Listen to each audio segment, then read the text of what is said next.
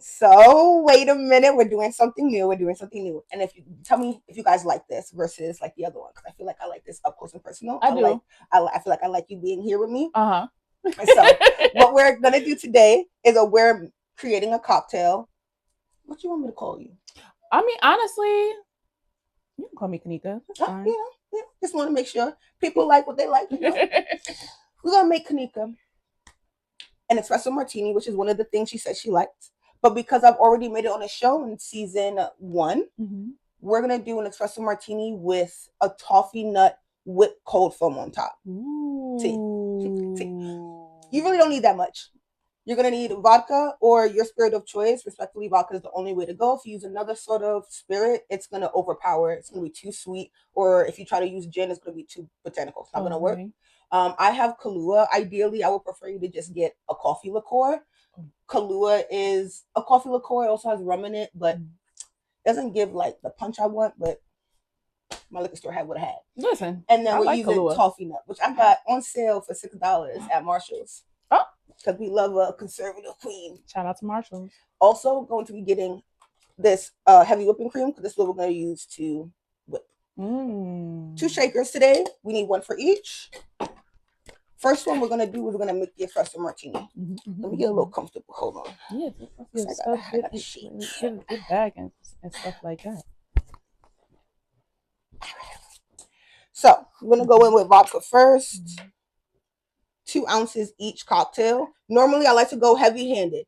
Y'all know me. But today we're gonna do what we need to do with this because we're gonna top it with the cold foam. Mm. So, which will also have a little alcohol in it. Ooh. Gonna go in with 2 ounces for each cocktail of Kahlua. You could be heavy-handed on that. Oh, I got you. Want a little more coffee? Mm-hmm. All right. It's your drink. I'm a Starbucks drinker. So well, I have an obsession that I'm working on. I haven't gone to therapy, but I'm working on it. She hasn't gone seen a lady, but for simple syrup, we're gonna go in with 1 ounce for each one. So that's 2 altogether for these 2 cocktails. And then we're gonna ice her down. What made you start liking espresso martinis? Coffee. Oh, honestly, and I'm a milky type of drinker, like horchata, coquito, Bailey's. Like I don't like to judge, but it's just that like the cream. I just feel like the cream just don't sit well with me. It gives me an adult milkshake or an adult chocolate milk. I've never felt that liquor and milk mixed. Like I've tried, like I can do like tipsy, like sorbets, tipsy ices. Yeah. But that milkshake thing, eggnog, cremas. Oh, cremas! Oh my god! You not gonna catch me worth really? That is my vibe. I'm not gonna lie. And then I found this at Total Wines is also my thing. Oh, I love Total Wines. Yeah. So I found this what you call a horchata out, like I guess a like a coquito, but a horchata, and I was obsessed. That was all I was drinking. Was it last year or the year before last? All I was drinking. That sounds. It's not that it's bad. You know what I'm saying? Like I do like an eggnog every now and then. I do like a coquito every now and then, but not on a regular. I just not for me. Not for me. Okay, so for the whipped cream, we're just gonna eyeball. Not gonna lie to you, I really don't know. I think I used about half, which is probably like 8 ounces because this is a pint. Mm-hmm. Then we're gonna go in with our toffee nut. Pause. Hey yo. Just a little nut. Cut the mics. I can't get that open. I might have strength, but we got the man here. Go ahead now. It's something. It's like loose, so I can't like. The seal is broken and it's not staying in place, so you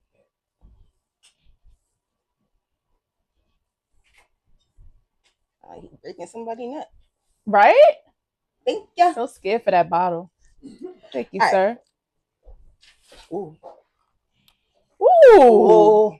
I smell the nut. Yeah. You gotta chill. YouTube is not gonna let me post this. All right, let's start off with about 2 ounces of this. We're gonna see how it tastes, and then we're gonna need to add a little bit of simple, just a little squirt. Here's the trick to making it whip. You can shake it up as is, but you know we're not in like the 1700s. What you're gonna do is take the spring off of your strainer, put it inside. It's still gonna take a second, so I'm gonna cut this part until she creamy. Listen, I'm not gonna pause you. Go ahead. Listen, it's your You world. wanna know? Hold on, wait. The first time we met, I can't remember what we were saying. The first time we met, it was the same exact banter though. And Exile, who is the mutual between us, was like looking like, "You guys want to get a room?" No. It was talking. Listen, the drinks. It was a moment for us. We just talking. For boys, we want to walk in a room and a girl moment. Yeah, like relax. Oh my God. Oh. Yeah. You see that? Wow. Hire her everywhere. Wow. I mean, I do classes. All right. It's your spring. And it should look like this. It's moving, but it's not. Yeah, all right, cool. Let's go.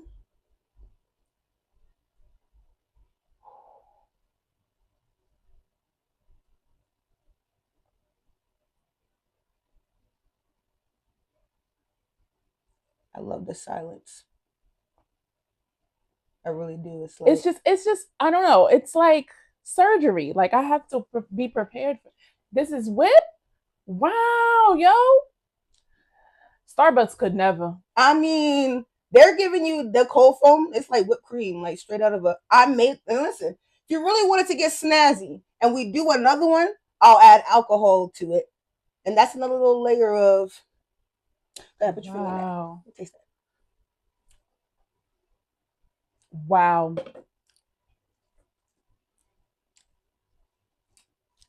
Yeah. I don't know if I could like not taste this tomorrow. I mean, well, now you know how to make it though. I'm not making. You know what? Hold on. I might have a little small container. I'm about to say, let me go get my loaf to go. I can say you a little. She just tasted. Look at that. Just a little bit. Look. It's so cute. That's gonna hit. Let me clean this up, and we're gonna get into the chatting. Welcome back to Shake, Sit, Spill. I am your host, the Spirit Curator, and I am here with Kanika, the pretty hustler. And pretty hustler she is. You should have seen when she walked in the door with this fucking fire ass jacket. So, my God, hello, how are you? Welcome. All right. So, let's get this out the way. And I want to show y'all, which you should have already seen, but let me show you again. This is an espresso martini topped with a toffee nut cold foam. And then I didn't show you on camera because I just decided to do it. I drizzled it with a little bit of caramel because she said she's a Starbucks girl. I am. What's a Starbucks order without an extra drizzle of caramel? I know. Cheers.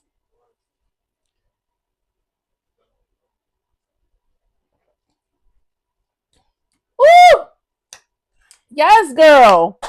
No, you ate with this. Wow. Let me get some water for us. Hold on. All right. I'm gonna drink this one. All right. Don't ever say that you can't. I'm a bartender and I'm gonna take away my money when I say this, but you can make all these shits at home. I just showed you how. True. Yes. Like the most expensive thing in there was the Kahlua, which was $28. Like, feel me? Like you go out to a bar and try to get this is $28. Yes. Handmade cold foam. This is $28. This is one. Get the Kahlua. Do it at home. I tell you. Wow. Jesus. All right. I like to start the shows off with a little couple like random questions. Do you know Disney princesses? I do. Snow White or Cinderella? Whew. That's a tough one for me because I was always obsessed with Cinderella, but I feel like Snow White gave more from the hood. Does that make sense? Low key. Low key, Low she was key. from the struggle. Because Cinderella was already like rich. She became poor when her stepmother came in and took all the Yeah. cash. Feel me? This is true. But Cinderella wasn't stupid. There you go. Because I did feel like Snow White was doughy. She was doughy. Like, let's be so. You not for real. How many dwarfs was it? 7 of them. 7 of them living up in the crib, sleepy, dopey, whatever. Grumpy, sneezy.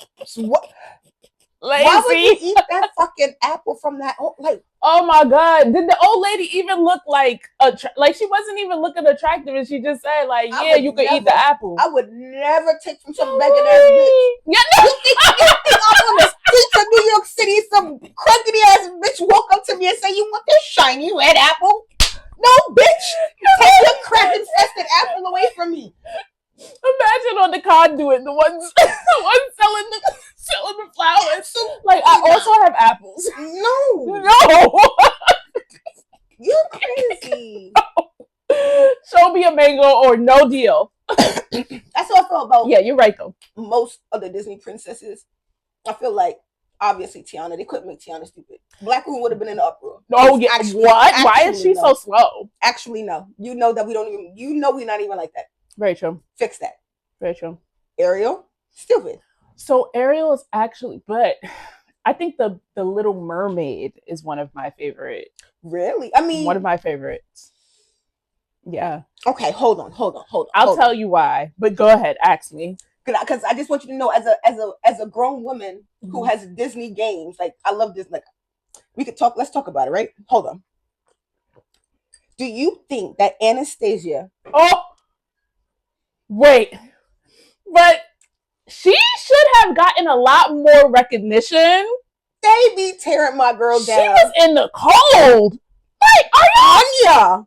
And she had no money and she took in another dog. Now, she didn't really want the dog at first, but she took him in and she wasn't stupid. She was on what's his name? Dimitri? Yes. She was on that nigga's ass. On his ass. What you mean? Absolutely. Very educated, books and all. She put him on. They should have gave her more credit. Why? Because she Russian. And I just feel like, I didn't even think about that. Wow. That's it. Russian. Right. That's it. Okay. Because I think it came out in like 1992, if I'm correct. Or 1991, and that was during like a really big like time in between, like Russia really hated US and the US really hated Russia, like true. And so yeah, she just don't get no recognition. Like she doesn't get the recognition that the other princesses do. No, and I think it's the fairy tale aspect of it. Like again, very male centered. Somebody comes, saves them, blah blah blah. Like Ariel, she had to kiss the prince in order for her to. And that's not exactly, the storyline in Anastasia. No, it's not. It's like she chose them. Her own, exactly. Yeah. Like she navigated. She like made a deal and was like, all right, well, if we gonna do this, this is how we gonna do it. Da da da da da. She feels like, oh, I'm starting to like him. Let me fall back. My brain is being clouded. Yeah. She was. That's why I'm telling. I think that's what. If you want another similar one, Belle, Beauty and the Beast. True. She's another similar, I guess, characteristic. No. Finish. She's another similar characteristic. I think Belle was mean as fuck, but I do think she was mean as fuck. You know what? You're right. Belle was a bitch. Actually, yes. I'm thinking.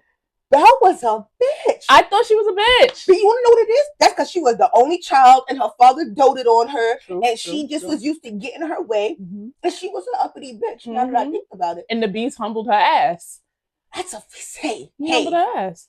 But then in the same token, he was the Beast. Too. Yeah, I want to ask. I want to just bring up. I'm gonna have to bleep this out, but that's bestiality. Because baby girl fell in love with him as a beast. No shade, no tea. Calling it like it is, calling it a spade. Bestiality. And I just feel like if you guys want to argue about that, you can comment. You can just comment down below. But I wouldn't argue about that was an animal to argue about. That was an animal. Yes, yes. And I feel like was Quasimodo. What's he? You know what? Actually, I think I've seen that movie one time. And I feel like she led him on. The one time I True, saw it, I yeah. felt like she led him on. Like, Yeah. you trying to be like, oh, just being his friend. Girl, you knew that boy wanted you. Yeah. The whole time. Yeah. See? Don't get me started on don't get me started on Disney. I'll be here all day. Okay. I saw you oohing and eyeing at the cat. Cats or dogs? Definitely cats. Last person on the show said dogs, and I said Jen. Get out of my house. You want a clothesline or open fist? The man got a cat. Talk about he a dog person. I love cats. I just love the way that they move. See, perfect example just came right up on that chair. I love my baby girl. I just love the way that they move. It's very like stealth-like sometimes. Chill. Relax. And then every now and again they want to cause some chaos and knock something over from off the shelf. Like I express that. Just I concur. Yeah. Sometimes I just want to slap shit, and then I want to go on about my day. Yeah, and lick my paw or whatever. And just that's it. Like, she is comfortable. I wish I could lay like that all day for 16 hours. I'm telling you, when I walked in, she was like, so that's my big one. She's the oldest. She's 5. Yes, I can tell. She's used to the people. The second one is the one that you don't see, which is tuna fish. All my cats are named after fish. I'm pretty sure people who are watching this have heard this a million times. So what's the big one name? So anchovy. Then you have tuna fish. Who is Torty. She's like black with brown spots all over. Oh. I'll show you a picture. Okay. And she's probably under the couch right now. She does not do well with anything. Even me, when I've had her for 4 years, I come in and she's still like, who are you? Do you know the meme? Maybe it's just me. Please tell me if it's just me. But you know what I mean? When it's like, that nigga, what she say? That man back there is not real. So the story, did you see the full? No. Okay, so the lady was on the plane and she claimed that she saw like basically like a monster. So I don't know how to explain it. Like, I don't like a shapeshifter. Okay. So she was on the plane, like when I say full blown crying, she was freaking out. It's not real. And I'm going to get off this plane. Like, she held up the plane for hours. Oh my God. But it's funny. It made for good. Yes, it made for a good meme. Yo. As somebody who grew up in the 90s. Yes. And how old are you? 34. Okay, just cool. Turned 34. Perfect. I'm turning 33 in a month. Oh, yay. You know, what's your birthday? November 1st. No, still 5th. Wow, God. So, what's that, Scorpio? Yes. Okay, cool. T. I'm not really into zodiac signs, but I always ask because the few that I do know that I'm supposed to connect with, I'm like always looking out for. I don't know if Aquarius and Scorpios work, but we vibe. So I think I've had my one of my closest friends was an Aquarius for a very, very, very long time. Yes. See? Yes. Cool. I can add Scorpio to my list. Yes. We're a vibe. What the hell was I saying before? This is how the show goes. Anybody who watches the show, we're talking about the cats. This is how the show goes. We're talking about cats and something else. We're talking about so tuna fish. She's hidden, and then you have caviar. Now, she does give caviar though. Now, free was given to her by a best friend from a very, really long time ago. She needed a place to stay, so given to her free. This one I paid for because I thought it was a boy. I wanted a boy so bad, and they were like, "It's a boy," and she has 6 toes on all her feet. So I was like, "Oh my God!" It's really like $70. It was just more like housing fees. He had the cat for like a week. He fed it, shit like that. Whatever. Cool, got you. You know, but that's another reason why I called her caviar because I was like, "You're expensive." Yes, you're the only one I paid for. Yes. So, and thank God it was a unisex name because for months, for at least 4 months, I was like, no, it's my boy, it's a boy, it's a boy. And I kept looking, I'm lifting up her legs. I'm like, where are the balls? And I keep looking and they're like, no, they should have dropped by now. If like, not so much dropped, like they would have been there. Like they'd be 6 months, they'd be big and prominent. Like you need to go get them spayed now type shit. Right. No balls. Wow. I've never had, well, actually, no, yeah, I did. My last cat name was Steve. I love that. I love human named animals. So my grandmother named him after Steve Harvey. Oh, that's even fucking better. Because he's light skinned. Royalty. Yeah. Because he's light skinned and crazy. Yeah. Then my mom would have named him LL Cool J. My my grandmother was obsessed with Steve Harvey and Family Feud, so she named him Steve Harvey. But the problem is he's a drifter. Like he didn't want to stay in the house. Oh, okay. He was an outside cat. Little nomad cat. Yes, okay. So he was really trying to come in and out. When we moved him to Long Island, because we took him from my grandmother in Brooklyn, she was like, I can't deal with it. He's always leaving. I'm like, okay. So then he comes to Long Island and he's acclimated. He's cool with it. Little did I know that he was escaping like every night. And then he would just come back. I don't know. There was like I don't know if he went outside because we had a back door also. I don't know if he was going outside every time or there's like a hole in the basement. I don't know. But he was escaping. So then finally, when my mother moved to Brooklyn, I moved out, she moved to Brooklyn, he left. Like he never came back. Oh no. And then she said, no, she made it seem like he got whooped by some freaking raccoons and shit. No, ma, he left and then he died. That's what happened. No! Yes. Oh my God, yes. I know. That. I cried. I was so upset with her because it took her months to tell me. Oh, because after the pandemic, it was not the pandemic. It was one of those big storms. I don't know if it was Sandy or what. Was it like 2011-ish? No, later than that. I want to say like 2014, 2015. Oh, I don't know that one. Yeah. There was another storm, big storm, at least in Long Island. I'm not sure about in the boroughs, but like it was another storm. And he left for a minute and I was searching everywhere for him. And I worked really long hours at that time. So I'm looking at my siblings like, where is Steve? And they're like, we don't know. We've been trying to like find him before you get home because I was fucking panicking. I'm like, where's my cat? Like I lost my shit. I'm not gonna lie. Where the fuck is my cat? So we found him finally. He was underneath the house. What are you doing? Probably because of the storm. He was like, I feel like instinctually they would know where to go, right? No, stop. Steve is somewhere alive. Girl, he just didn't want to come back home. That's all. No. Stop. All right. Like it did hurt me. It hurt me. I'm not gonna lie. It hurt me more that my mother was hiding it from me for months. She didn't want to tell me. She was lying. So here's the problem is that I just met Steve. I know. And then he's story. Yeah, I know. I just met Steve. I haven't even got to know him, and he's gone. If it makes any sense, or if it makes you feel better, we had a great life. I'm not gonna lie. He came in. We cuddled a lot. You know what I mean? Okay. He was an aggressive cat though. He was like, I don't know. He needed to be in the streets. Yeah, exactly. Anytime I had somebody over, he's like, who is this? Yeah, you know what? Let me go get my black ass. Yeah.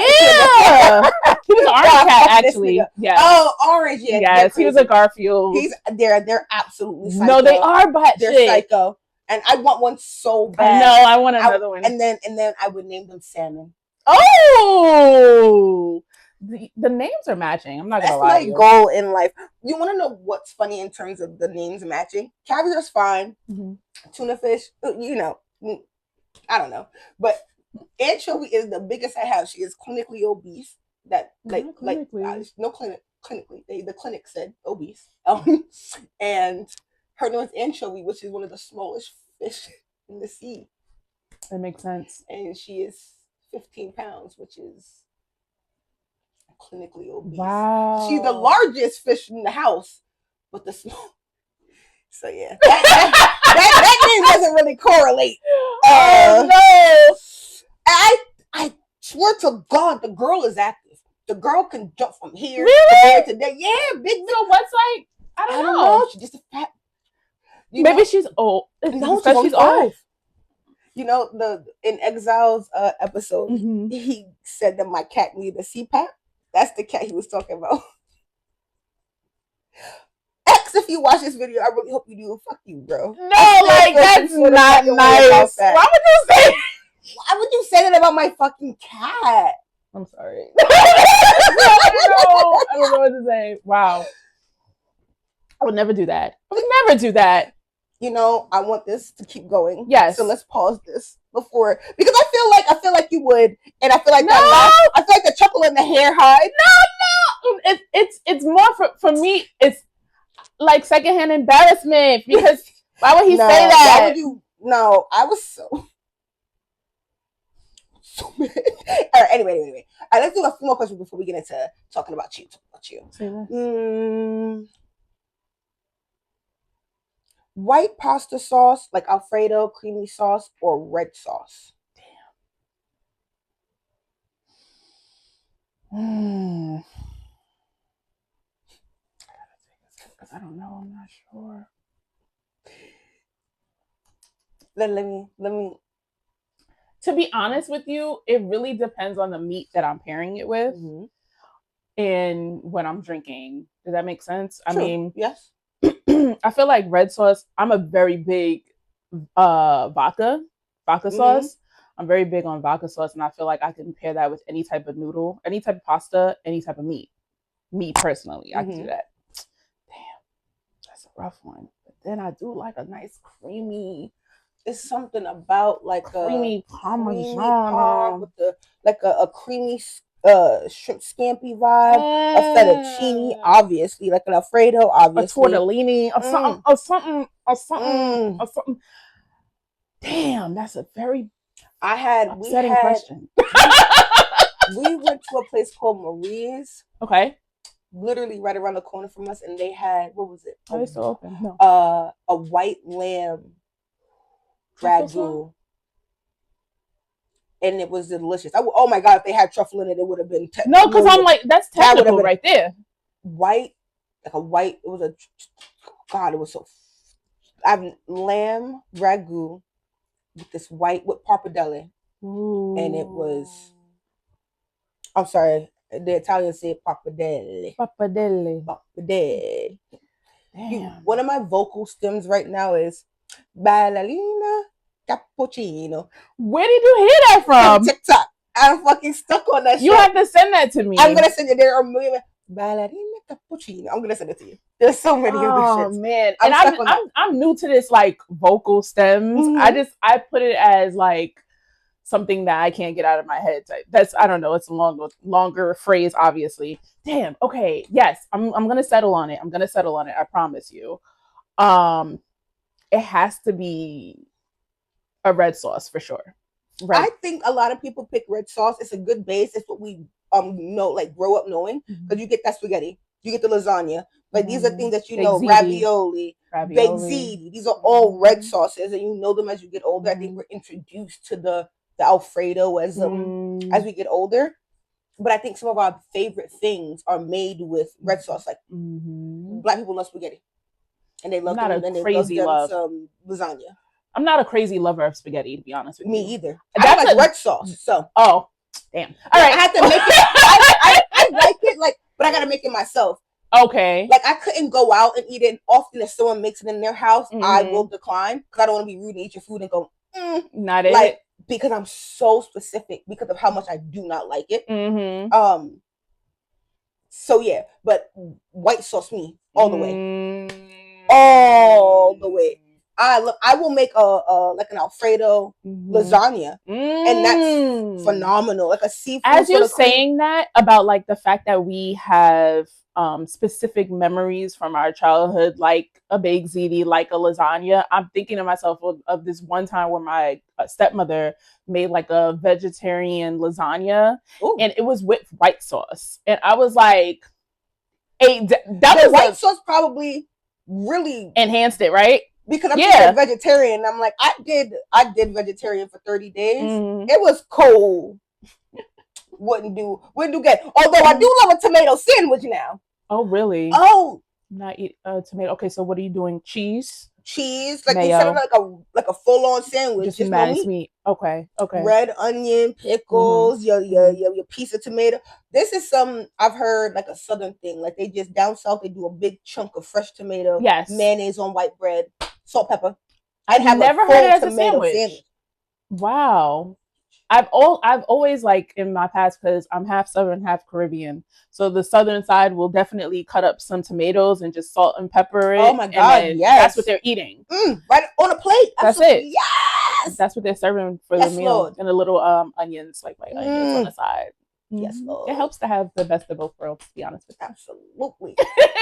So yeah, I'm gonna stick with my red sauce. I'm not gonna lie. My mom is Puerto Rican, but she was adopted into a black family, so like there's not a lot of like Latin or Spanish culture. So it was like this black culture. Mhm. But for a while she was dating this Jamaican guy. Mhm. And that was my true, like I dated a Jamaican boy for a while, and like it was kind of just like the regular, because I was younger. So I wasn't open to trying a bunch of stuff.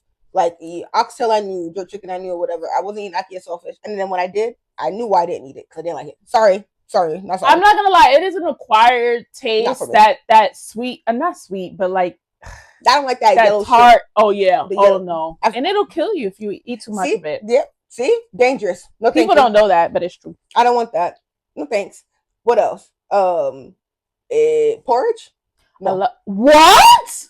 Don't like porridge, and I won't eat it. It makes me sick. Like just looking at it, the smell of porridge makes me sick. Like I don't know what it is. I want to die. I also don't do grits. And my dad used to love. I don't do grits. And where is this interview going? You know, I'm just as confused. Okay, all right. I don't do grits. Why is it? So do you do oatmeal? I love oatmeal. What the fuck? But it can't be too mushy. Like I like that steel cut, like Quaker Oats oatmeal. But you know? What about farina? Absolutely not. Absolutely not. One case, so let me say something to you. One time I was watching grits be made, and like people, if you know, you know, right? The grit, it like bubbled up. Yes, I know. I know. Yeah, I know. It did that, and I saw it, and it popped, and I crumbled. My skin spikes, goosebumps. You can look at me now. I have literal goosebumps. Still think about it. Absolutely not. It was alive. It was a monster, and there's something in there. I saw that at around 7 or 8, and I said, "Nope, absolutely not." This hit him. I have tried it with him, and I will cheese, salt, pepper. It is delicious with all those things. Won't eat it. Wow. Because it's the texture and the memory of that shit. I will not. I can't. It gives me the heebie-jeebies. I feel you. In the past, I didn't like it. I'm not gonna lie. When I was younger, like I said, trying new things, like and having best of both worlds, having the Caribbean side and then the South side, like. The Southern side was definitely big on grits. My mother was making that for breakfast. My dad was black, like American black, but we talking black. Yeah. So grits was happening. Like, grits was. We would go out in the morning. He'd get like fried fish and grits, and like. But in the same token, this drives him insane that I won't eat grits. But you give me a big hot vinegary plate of pork. Was a pig's feet.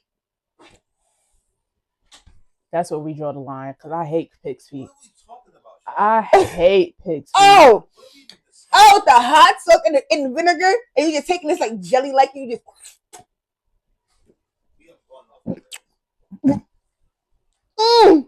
I despise pig's feet. And so, yeah, I'm not eating chitlins though. Can we agree on that? I hate chitlins too, because I think, first of all, the smell alone, I can't even get past the smell. But that's also how I feel about black eyed peas. I actually don't eat peas at all in any sense. Oh, and yeah, I don't like black eyed peas. I don't like green peas. I don't know if there's a smell to it or not. They grainy as fuck, and I'm not eating that. Yeah, it's grainy. I don't care if you put the whole pig in there. That's just nasty. Not eating that. It's nasty, and it's like I said, in Southern, tradition. It's a tradition for us to eat that on the New Year's, and I hate it. I absolutely despise it. I've made my own tradition and decided to start taking up what the Haitians do and eat that soup. The J soup. Yeah, I know. It's Jumo. Jumu. Yeah, I think it's something like that. Y'all know I'm gonna put it in there. I'm sorry. Yeah, I had my old best friend was Haitian. Haitian is my favorite cuisine in the world. I thank you, girl. We not friends no more, but I thank you, girl. Those years together, for the memories of the food, and we had some good memories. Ain't no beef. Yeah, but the food. Oh, being introduced to her auntie and her uncle and her cousins out in Long Island, which is so funny that you keep saying Long Island. Which also, hold on, 2 things. Okay, go ahead. Well, we would take the train to Ronkonkoma and all the way west Bubblefuck. That's deep. And then we still take a car like 20 minutes. I have no idea where they lived. I can tell you, I couldn't send an assassin there if I wanted to. I have no idea. I have no idea. But I love pickles is my favorite thing in the whole entire world. Okay. And it's crazy because very spicy. I love it. I put it on everything. Oh. Everything. We used to eat ramen soup. We used to go and get ramen and then put the pickles inside the ramen. If I had to choose between that and like a jerk or like a because pickles is more like a it's more like a kimchi. Yeah, it's like a kimchi. Yeah. I'd rather the kimchi, to be honest with you. Wow. Yeah. It's too spicy for me. I think kimchi is too sweet for me. I'm not a big sweet fan. And I don't like besides like a sweet chili sauce, I'm not a big fan of like that sweet and savory. Oh, so that those viral plates that they going around with the sardine, they got the little sardines in the middle. Oh, see that savory plate? Oh yeah, I'm gonna try that. Oh, really? Yeah, because the sardines. The sardines is salty. The pickled the thin cut like red onions with vinegar on it. Some blue cheese stuffed olives. Some little thin wafers. Yeah. You gonna try? Oh, wow. A blue cheese spread. Oh, I'm gonna tear that shit From up. when I was younger, and my grandmother used to make me like eat sardines. Maybe there's some black in me. Let me tell you, because sardines on a cracker with hot sauce. I'm actually going food shopping on Monday. When I get on I'm gonna on my phone put sardines in my shopping list. Oh my god, I want some bad. I'm gonna try to do that. I'm gonna try, but it's gonna take a lot of willpower. Just take one little tiny right in this break that in half and then put it on a whole entire cracker. On a cracker. Start like a whole cracker. Don't break the cracker.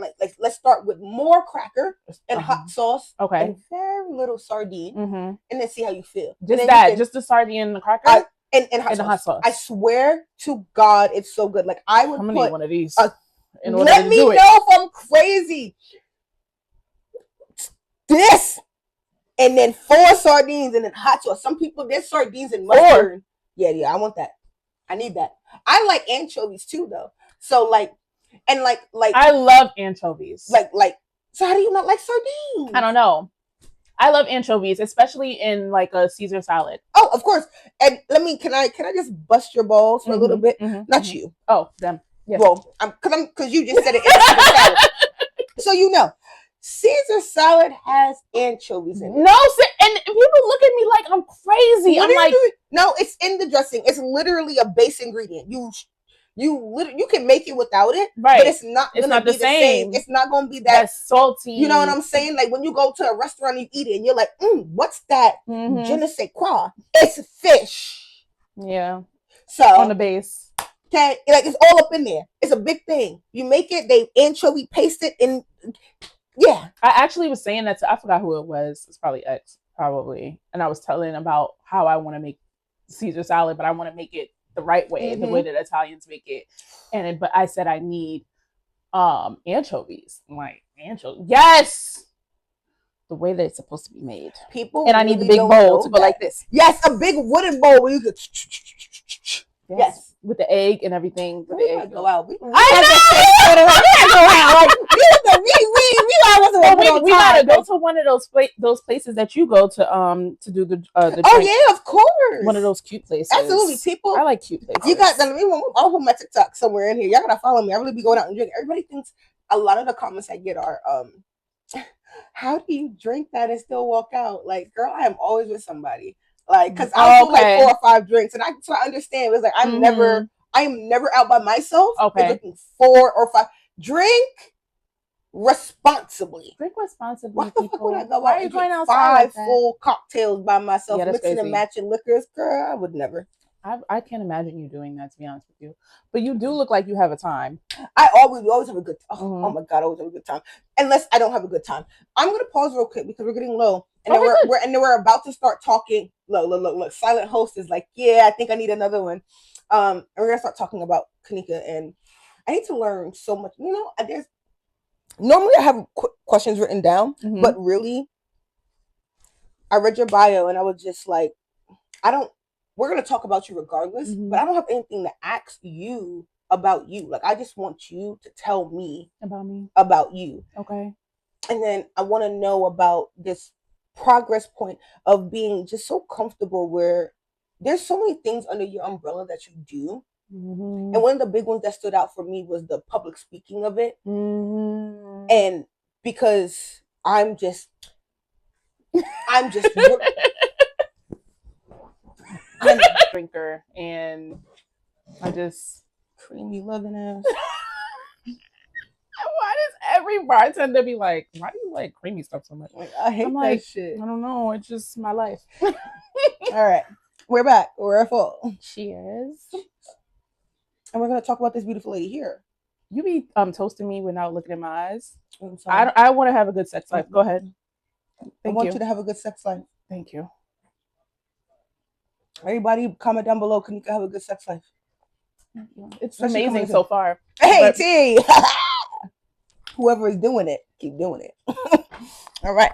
So we're talking about all the things that you have under your umbrella. Let's list them. Talk to me, girl, boss, woman in STEM. Jesus. Host, media correspondent, interviewer, writer, media company owner, or I would say all service entertainment owner, moderator.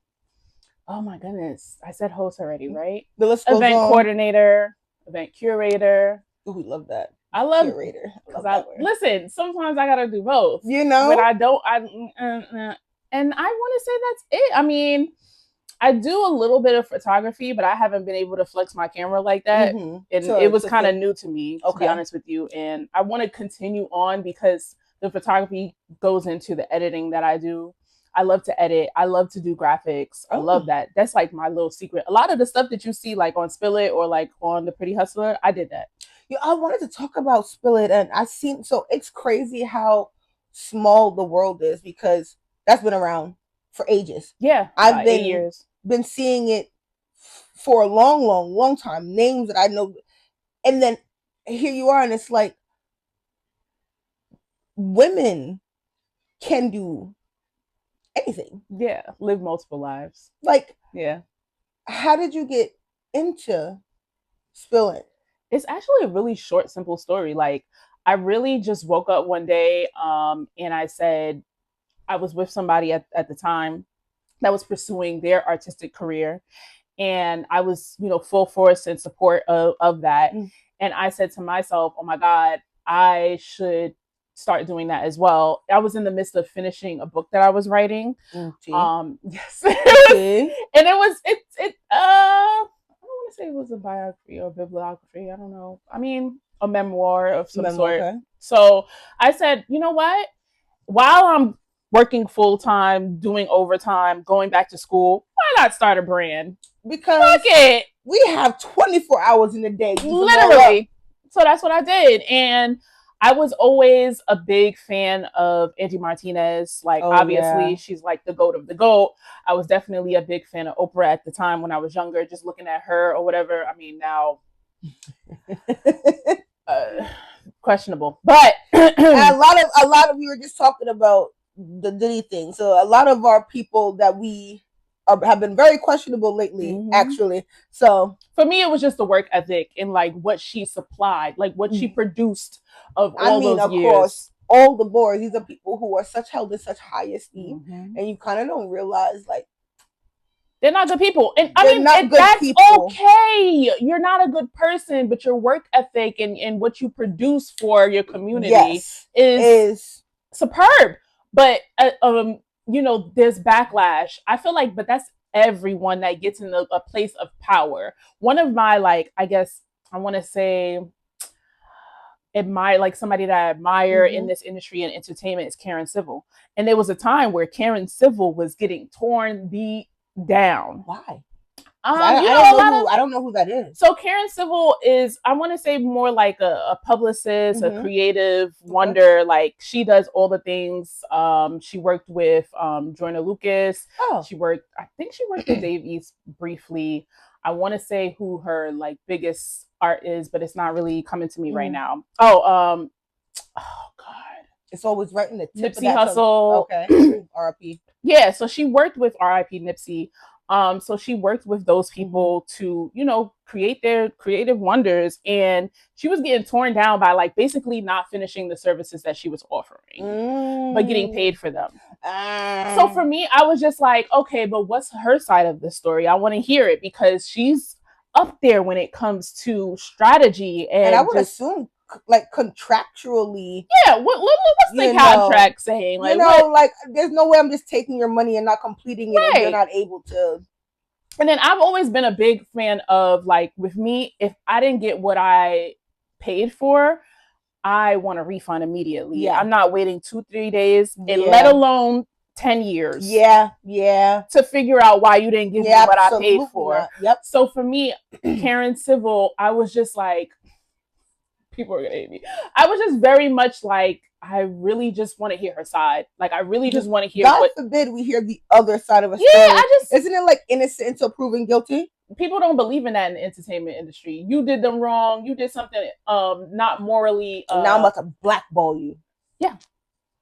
That's insane. Mm-hmm. So with her, I was definitely big on her. But ultimately, like, as far as Spill It is concerned, I just took a leap of faith and just said, this is what I want to do. It started off with like a couple of vlogs. Yeah. Before Spill It ENT, it was Spilling DT. Oh. And it was just me vlogging and talking about like things that I feel. I did a lot as far as social media is concerned, talking about like entertainment stuff, like kind of gossip, but not dirty. Like I'm not like shade room type shit. I'm not doing like nasty stuff, nasty work.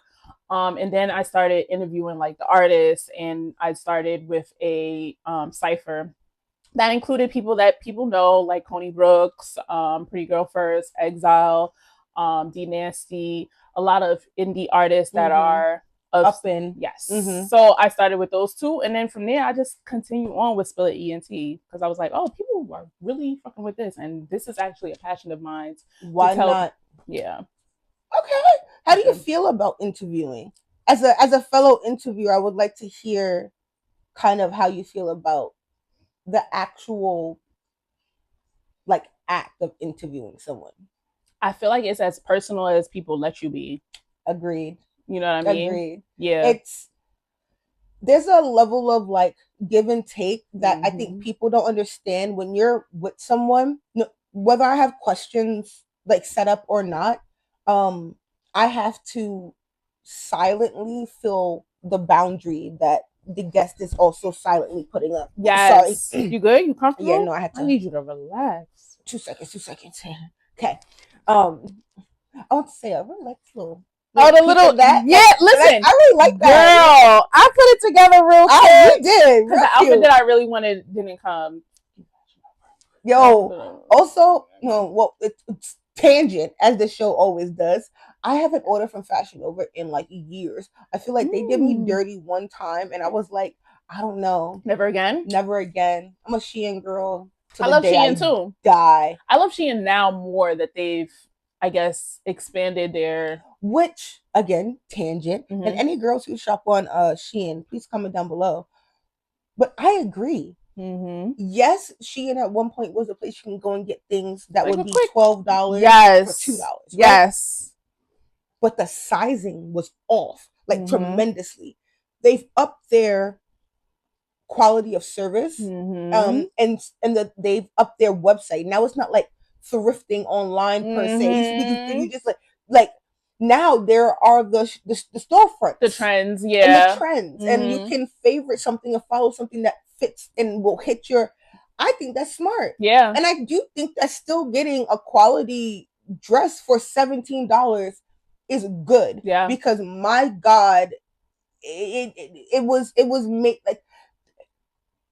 Also, the tariffs. I think people also don't remember, like, we live, like, politics happen. Yeah. You know that, like, life the tariffs rate, like, things happen in the world. So, but I feel like Shein remains true. They're still really, like, for the deals they offer. I'm gonna show you 2 fur coats I got in there. Oh, shit. Yes.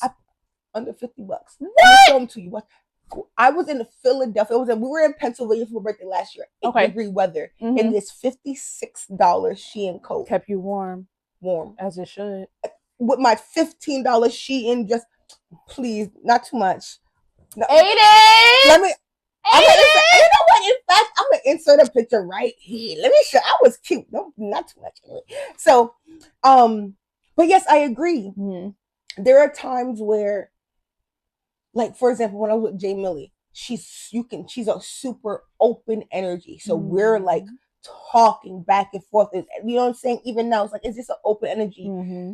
It's an open person. But there's some people who are just not that they're not open, but because they're shy, or because they're intimidated, they're scared, or because they're scared. Yeah, you know.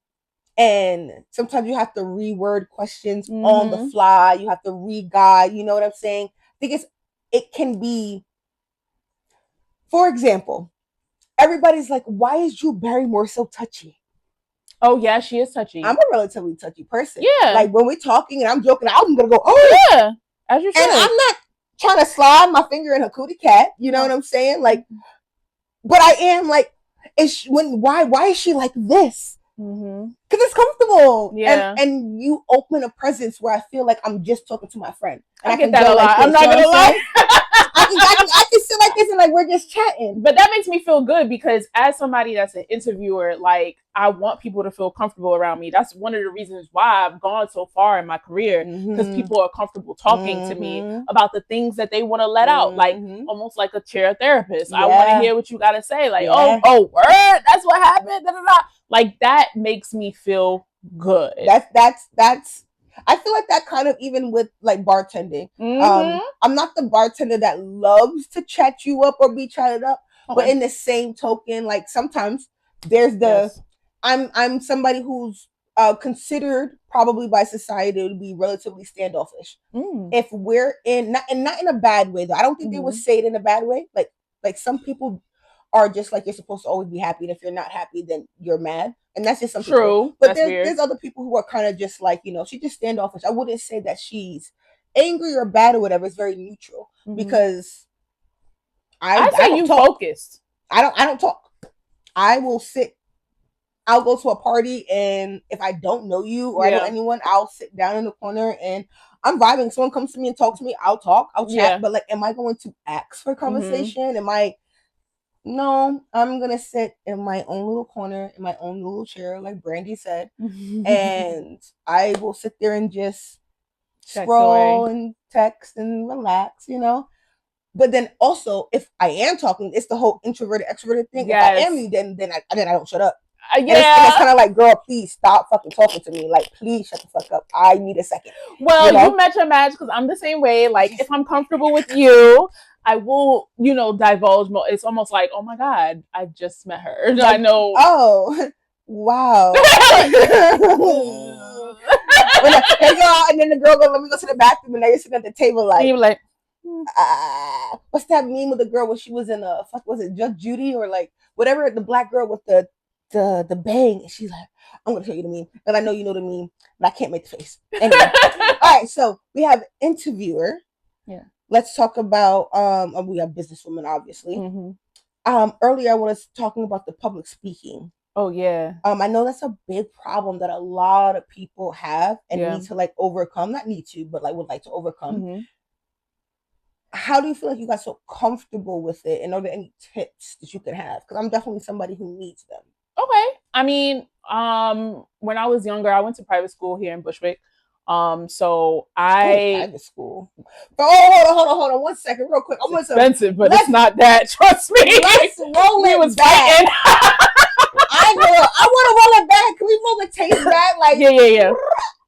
Shorty was like, at least in Long Island, I don't know about the boroughs. Who the fuck do you think you are? Who the fuck do you think you are? Background story on me. Please, because... Okay, so I grew up in Bushwick, right here, Stanhope Street, not too far from right here. Yeah, not too far from here. My second home was Cornelia. That's where my grandmother lived. So I grew up in Bushwick up until I was 15 years old. Then I moved to Long Island. Things are different, very... Yeah, no, they got like different laws and all sorts of shit the fuck out there. Yes, we go by the town's laws and shit like that. So a lot of things that,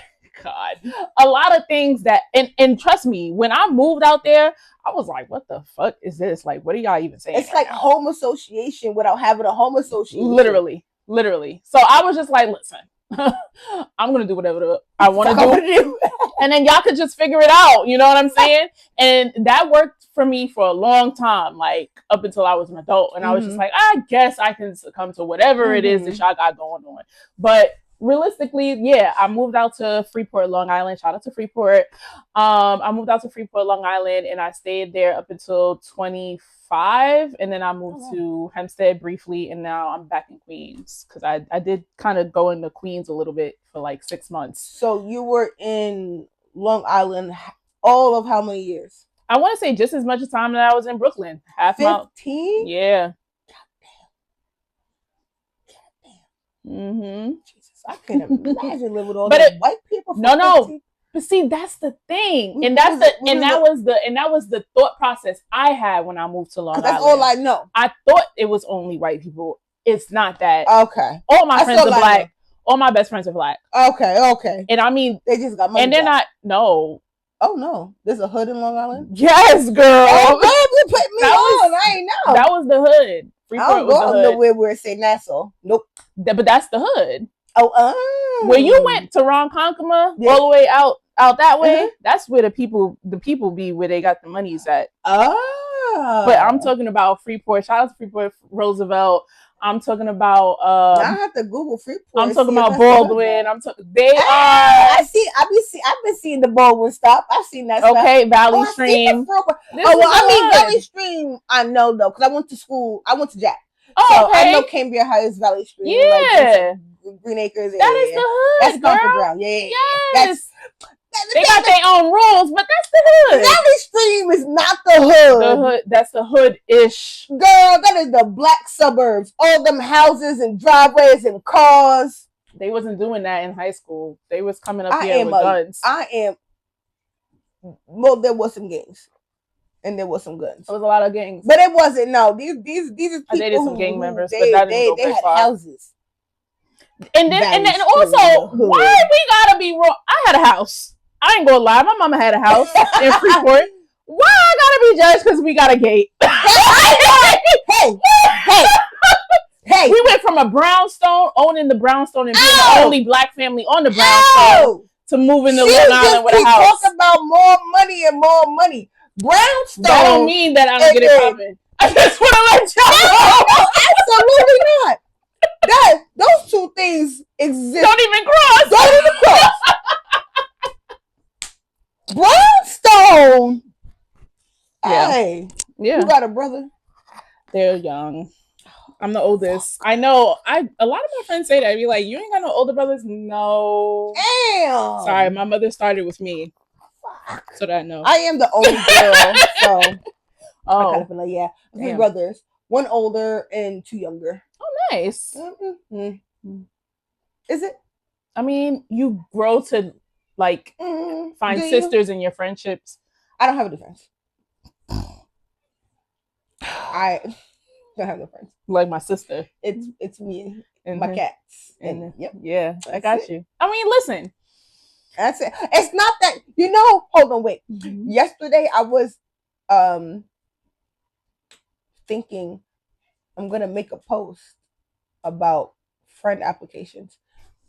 I'm dead. And you need to be detailed in what you want. I know exactly what I want. In all the friendships that I've had, failed, good ones, whatever, I know exactly what I want and what I'm capable of giving out.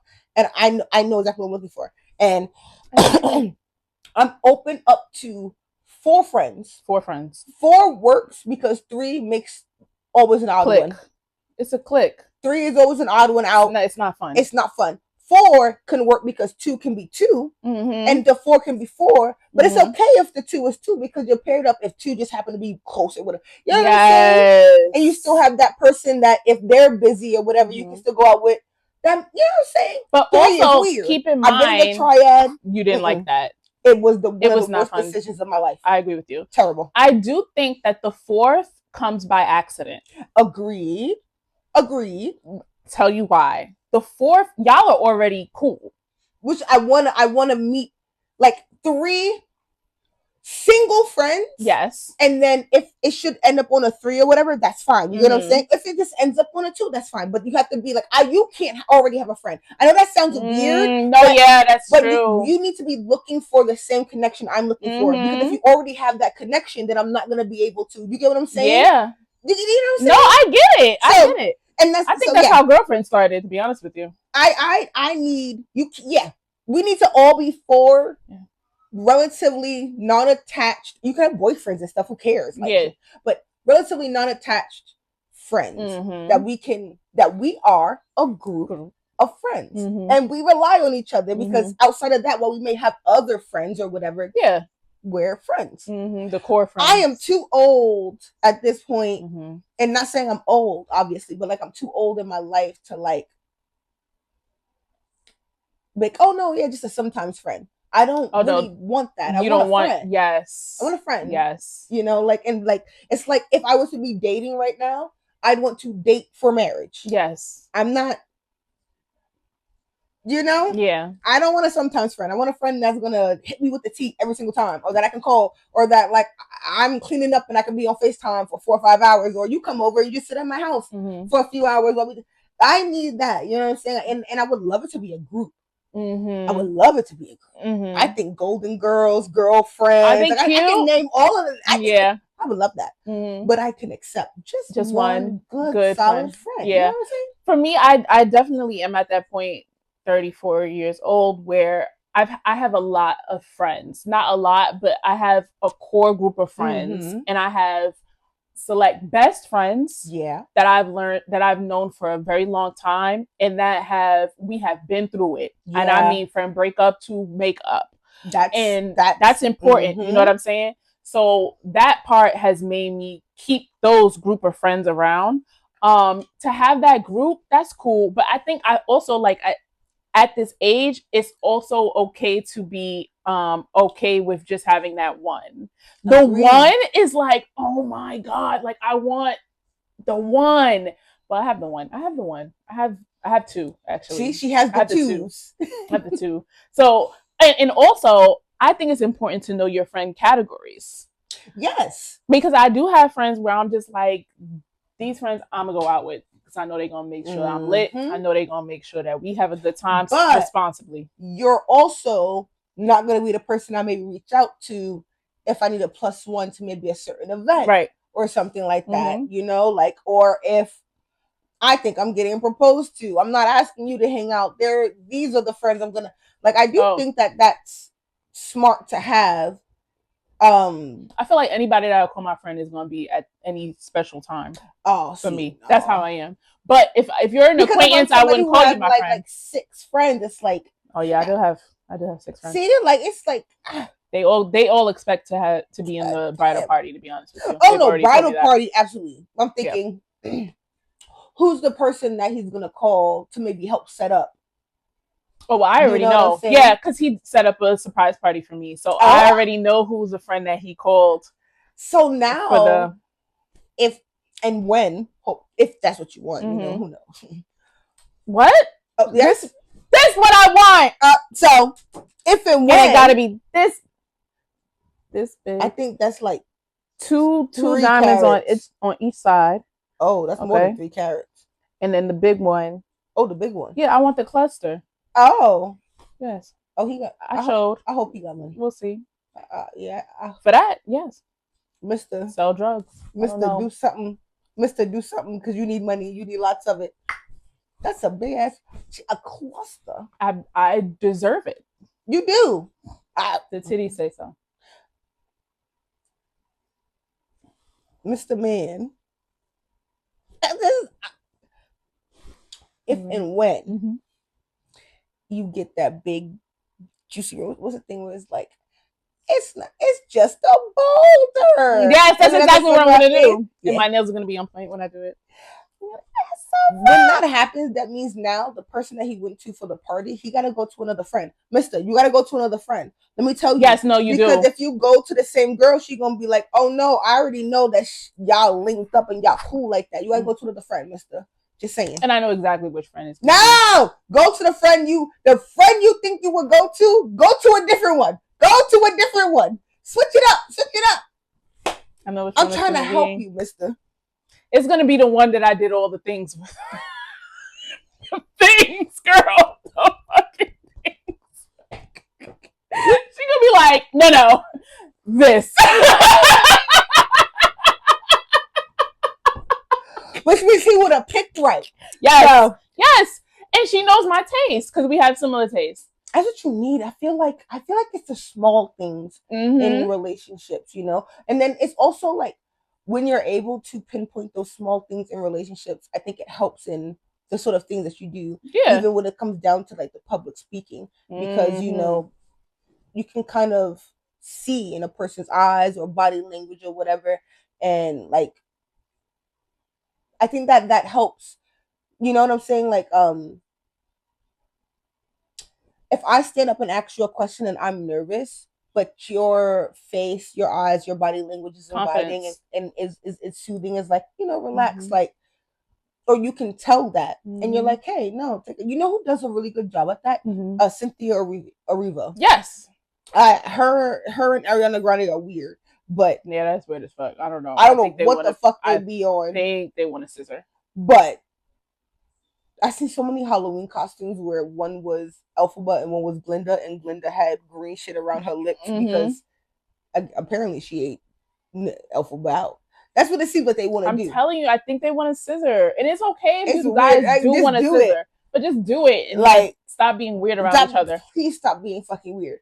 But she can sense that empathy and, or whatever the fuck is happening with people, and she can like sympathize and like calm them down and get them to be able to ask the question or whatever, you know what I'm saying? And I feel like being able to identify personality traits and things like that really help with, you know. Yeah, for sure. And I feel like sometimes having to do that on the fly is really difficult. Hell yeah. Because if you call it wrong, it's very awkward.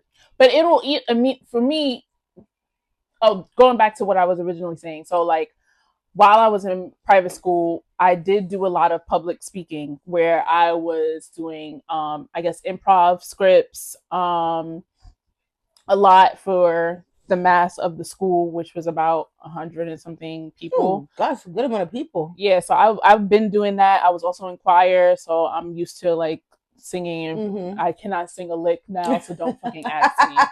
All right, I did a lot of things when I was older, so that how does that happen? But okay, that changed. Copy. You know, I still have, I guess, I don't know. Maybe you got a little harmony, a little harmony, but like I'm not singing Mariah Carey. I'm not doing that Kalani thing with the mid singers. Yeah, I'm a below singer. I'm below mid. I'm below but mid. I'm not. I can hold it not too much, but not, you know, not too much of me. So yeah, I did that a lot. So like that transition into public speaking was not hard for me. And back in the day when my mother used to tell me, she's like, you used to like perform for us before you went to bed. I was like, she's like, yes, you used to say, this is what I want to do. And you made up your own songs and everything. Okay, so it was already in the making. Predestined. Yes, I was already doing that. But for me, I kind of just definitely feel the room. Like, I want to know, I feel that energy. Yeah. Like, where are we going with this? So I can see what everybody, are you guys here? Y'all really here to hear the tea? Okay. Or you guys just here to, like, get through the day because you want to network, whatever. So I keep it short. I keep it sweet. I agree. I feel it helps a lot when I'm at the bar top to do that. Because sometimes even when they're a couple, they still want to talk to you. Yes. But often you see two people and you're like, okay, they have themselves to chat amongst, let me leave them alone. But they want to talk sometimes. Absolutely. And then sometimes you see a single person, you're kind of like, let me chat them out. They probably want to talk. And they're the ones who have their headphones in and are like, what? Everything's good. Thanks. I don't need anything. You know, you got to be able to read that energy. It'll help you a lot. I don't know how to explain how to read energy though. I do think it's just something that you're born with it. You know what I'm saying? And that's okay. Really not everybody can be a public speaker in that sense. You know? Sometimes people are just intimate speakers, which I think that you're gathering here. This is an intimate. This is where I thrive. And it's good. 6, 7 people, maybe 8. I feel good. You go over 8, I feel my chest starts to tighten. I'm like, oh my God, are they listening? I'm trying to wrangle everybody in. Like, I'm not a big. And that's okay. I feel like everybody, because of social media, they're so I guess enthralled to want to do the big outlandish things, but for the most part, an intimate setting is where people get to know each other the most. So one, you're doing things with drinks. That is intimate in itself. True. Because it changes your body chemistry, everything in the moment. Yourself. It shows and relaxes inhibitions, and often maybe, I've had a lot of people come in, and that's why I stress it's not that sort of interview. Please come relax. Please know that nothing here is taken seriously. Like, we're all, like, throughout the whole conversation from beginning to end, we get to know you in different ways. From the random questions to the just, tangent conversations. And eventually we get to a little bit more stringent conversation, like right now. But just relax. You drinking, you're going to relax regardless. And that's exactly what, so don't come in here tense and then you be like, oh my God, I'm panicking. Exile, who was the only one, I think, to outdrink me. And really, I think Exile caught me. When you guys come on a day after I work, I feel like I should get a little grace. You should. I'm tired. Like, I work 9 to 4 today. You get what I'm saying? Jesus. So if one drink kind of takes me out, it's because I've been up all day and I'm tired. Exile came in with a bottle of champagne that I still have, that I haven't opened, and just was tearing them back. I said, Mister, I'm tired. Can't have a drinker. More. But he said that, though. He was like, I'm drinking. I was like, we put that on his list of things. Like, it was like writer, screenwriter, professional alcoholic. That was on the list. Yes. Hot sauce connoisseur, that was also on the list. Yes. Yeah. So randomly he'll send me random like things where he does shit with hot sauce, because we were talking about what type of shit he be doing with hot sauce. No, nothing crazy, like with food or whatever. Oh, right. So I asked him what his random question was. What's your like favorite hot sauce, and like how would you like how you use hot sauce? And we were talking about like Cholula and like Latin things being on certain things, and like French being on certain things, shit like that or whatever. And we had a little tuffle here and there. So sometimes he'll send me some shit about what hot sauce, and he'll be like, look, it's Cholula, and Cholula goes on French fries. And I don't think Cholula goes on French fries. It'll be some bullshit like that. And it's a never-ender conversation. Whoa. Hot sauce and ketchup? Oh, yeah, that's a regular hood treat. No. As a matter of fucking fact, when I leave here, I am the Chinese food store that's right over there, that's cash only? Oh, I don't know about that one. But I'm going to the one on Bushwick. Oh. I'm going to Amy's, and I'm getting some chopped chicken wings, French fries. She knows she knows. Ketchup and mumbo sauce. She's the only one that I know make mumbo sauce. That's a Philly thing. That's a DMV thing, I heard. That's a Philly thing. Philly, so not. I heard DMV. That's a Philly thing. I don't know. I don't know if it's so close together. Maybe probably is, right? I heard it's like a Philly Maryland, Virginia, DC thing. Yeah, what is it? It's like a barbecue sauce? Yes, and girl, it eats down. That's what I grew up in the hood. Write down Amy's. Amy's. Write down in Chinese. Amy's on. Well, Amy is the wife. I don't know what the husband's name is. She might be changing husbands. But is that the name of the restaurant? So, it's on. No, it's not. It's on Bushwick between. Bushwick yes. Mm-hmm. Oh God, Warefield and Cornelia. Okay, that's not far. Cornelia is literally like 4 blocks away from me. Like, we right here. When I drove up, I was like, wow. She drove up. That's right. She got money. I forgot. Duh. Of course she would have drove. Duh. You want to know? So remember those corruptor files I told you that like I couldn't download from CapCut? The girl who came here, she was also from Long Island. Okay. She also drove. Oh. What do y'all have in common? I don't know. Driving? But truth be told, for a long time while I was living in Long Island, I want to say up until I was 21, I didn't drive. They got buses. What do you mean? Okay. Now, Yes, they have buses. No. Not you trying to. No. Let me get funny. They have buses. Stop. They got buses. They got buses that drop people off and don't pick you up. Like what? It's a drop off only. Am I bugging? They pick you up.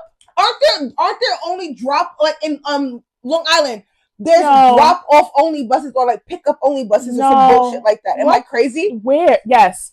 What? So like, all right, if you're in Queens, it's the.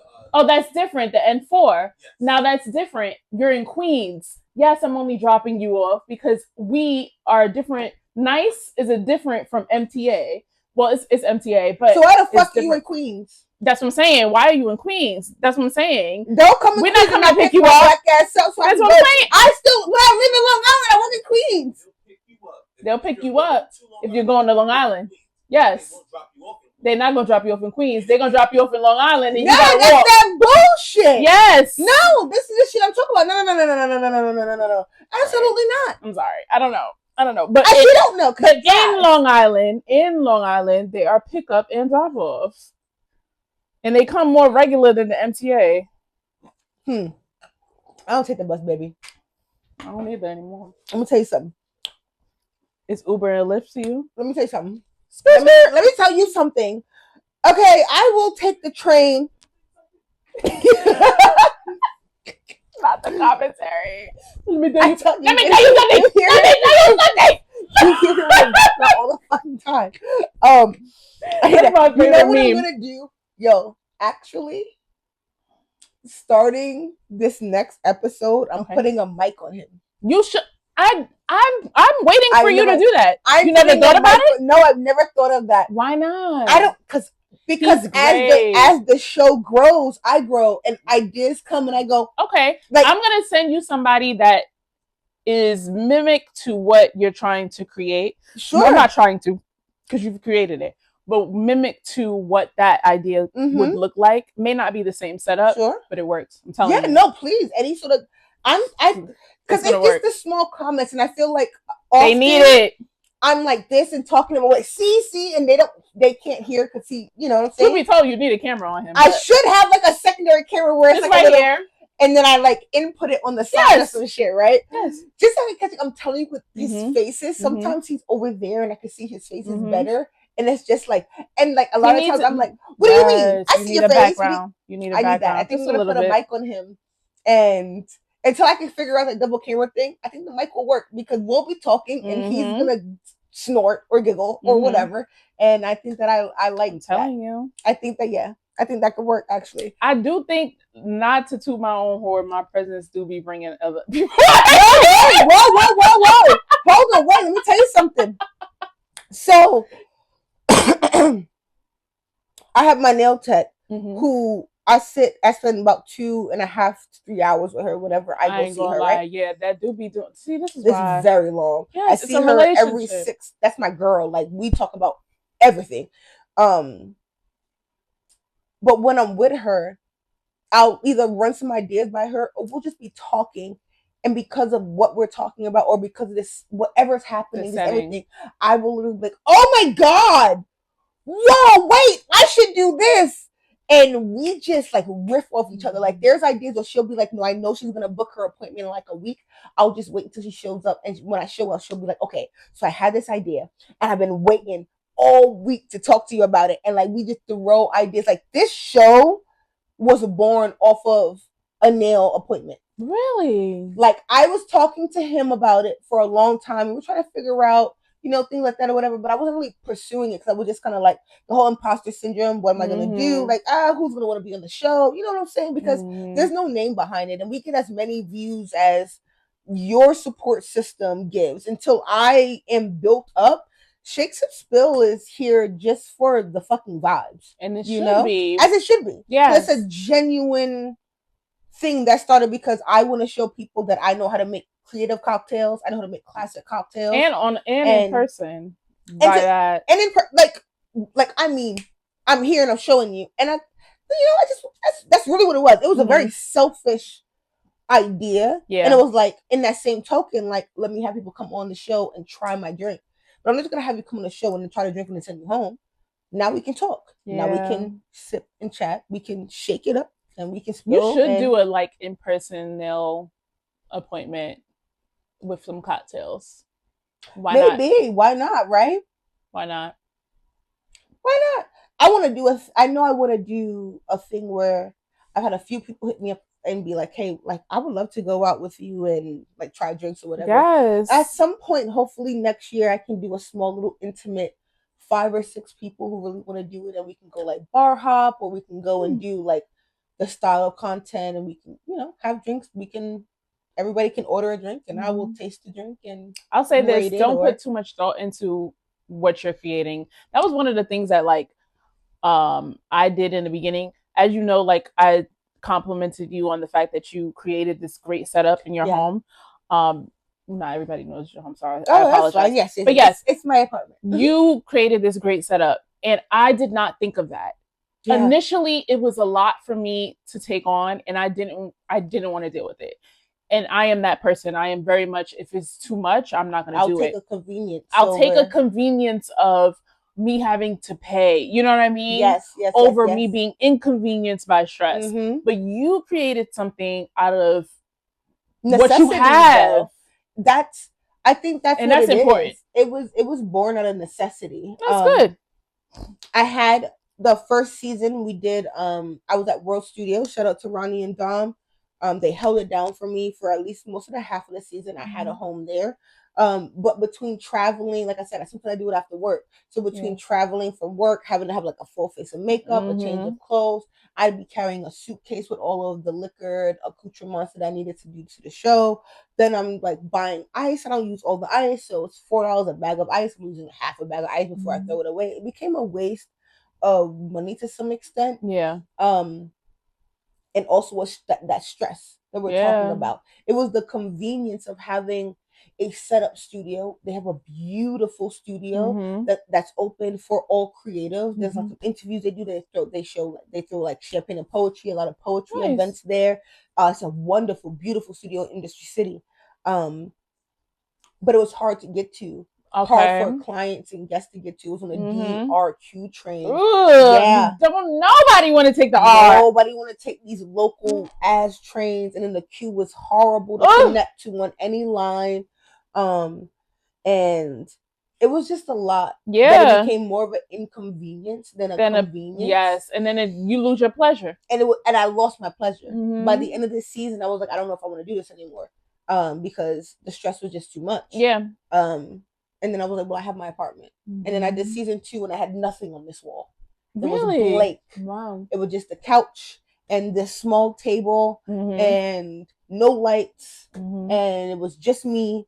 And halfway through the season, I got really sick. So I wasn't putting makeup on. It was a rough season, but we powered through. But then we come back stronger but out of necessity, because I need the aesthetic, I need the creativity, I need the you know what I'm saying, like people want to see something good.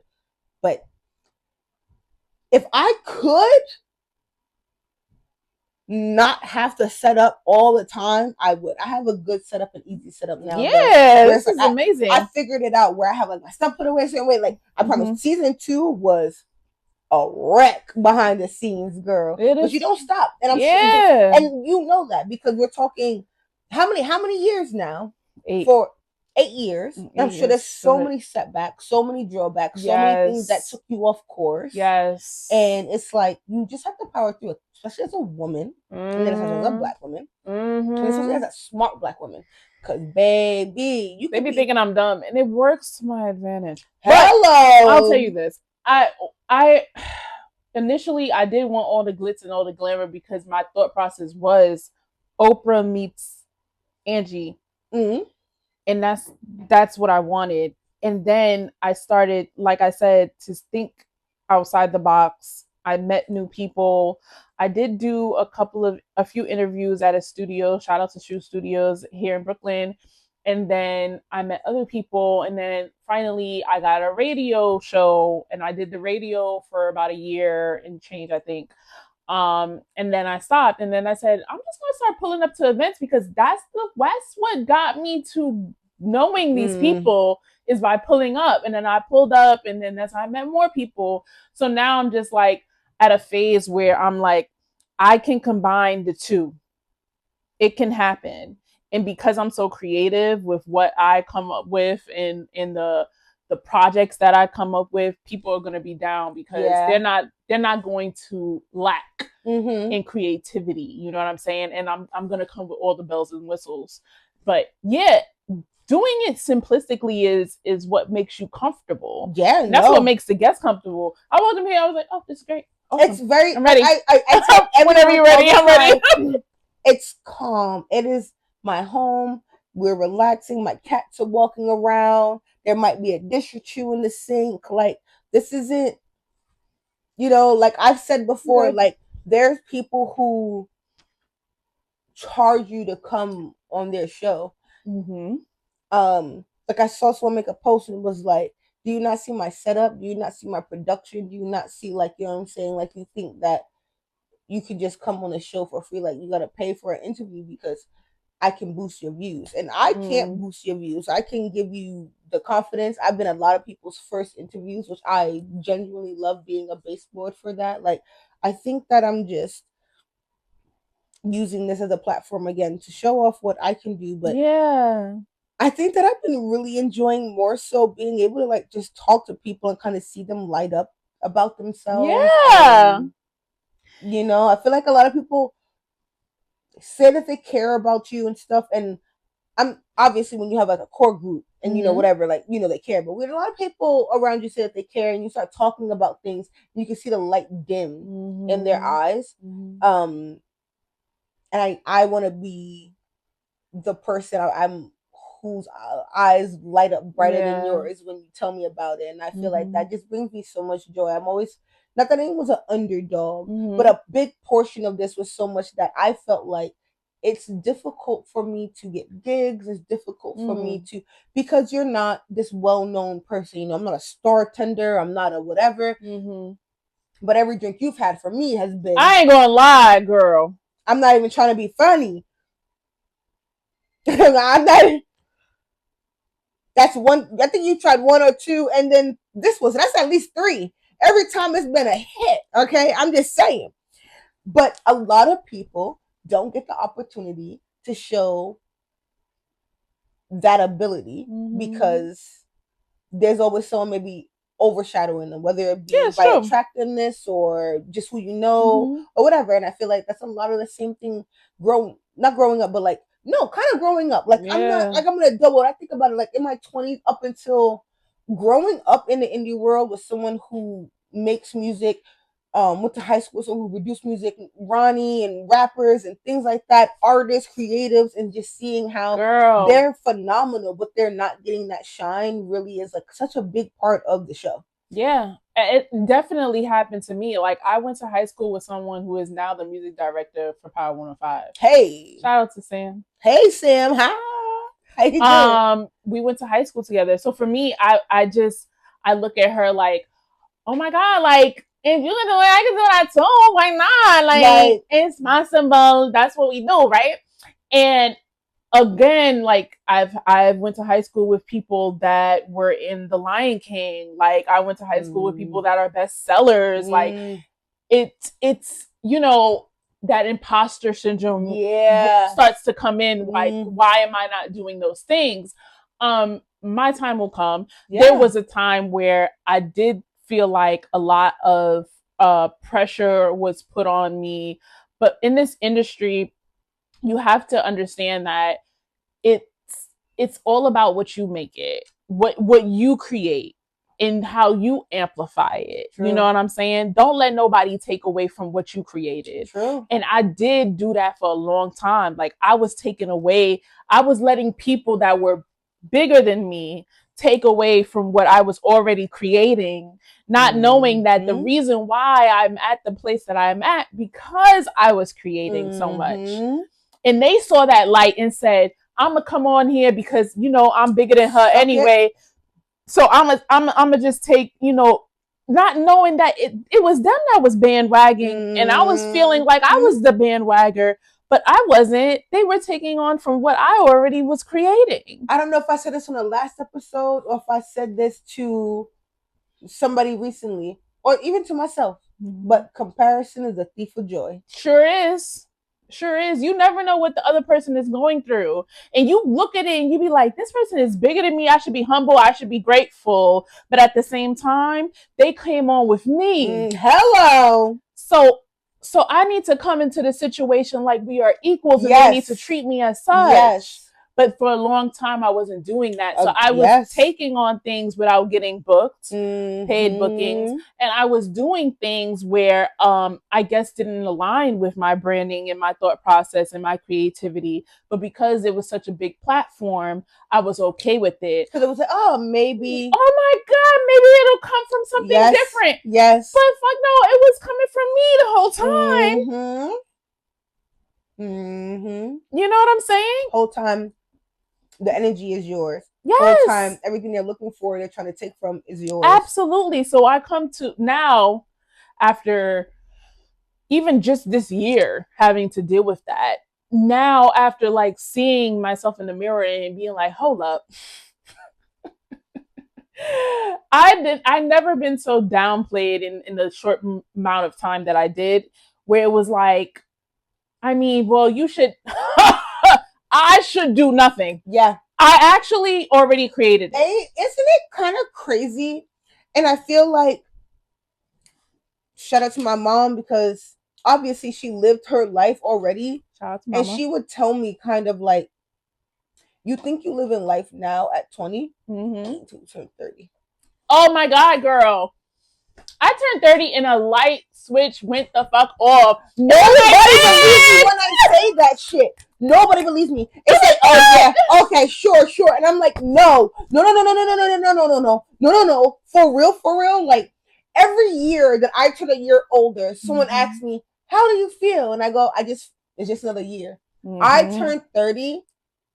In the last 2 years, I've changed my life around. Drastically. Yeah. I mean, my credit was at 431. My credit's at 693. Yes, Lord. And that was in the last 7 months. Don't say it's not possible. I did all the research. Chat GPT held a nigga down. But I asked for every fucking way I could possibly do some shit. And that's also on discipline. Yes. I still am working on that now. Don't get me wrong. But in my 20s, it was whatever the fuck I want. I'm 20. I got time.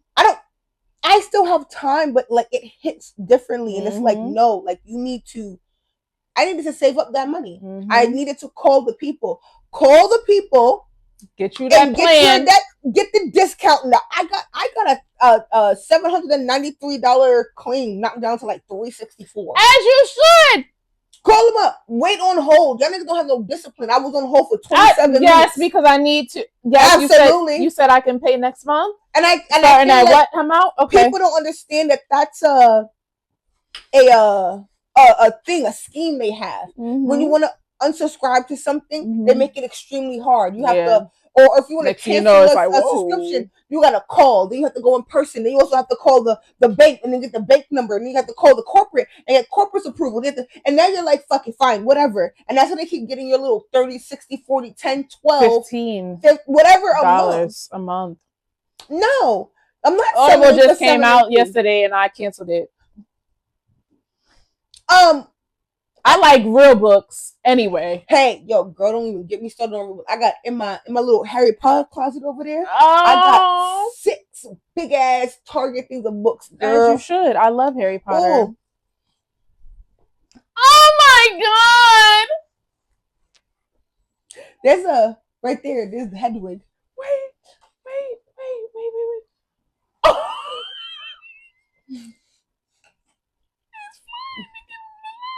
Oh wait, look, here you go.